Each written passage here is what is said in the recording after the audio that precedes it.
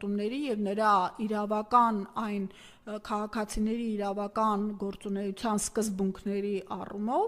եւ այս առումով նրանք փորձում են սահմանադրությունը ուղղակի հերթական օրենսգրքի մակարդակի իջեցնել, որը բնականաբար մենք չենք կարող թույլ տալ, բայց որը պահանջն է թե ադրբեջանական եւ թե թուրքական կողմից հրաժարվելու հայկական,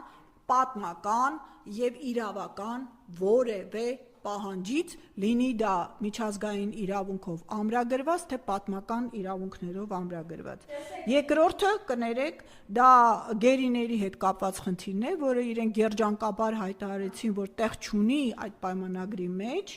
եւ որը իրենք փաստացիորեն սկսել են ներկայումս խոսել, որովհետև ակնհայտ է դառնում ադրբեջանական կողմից խոշտանգումների դրվագները, որոնք անգամ պատկերային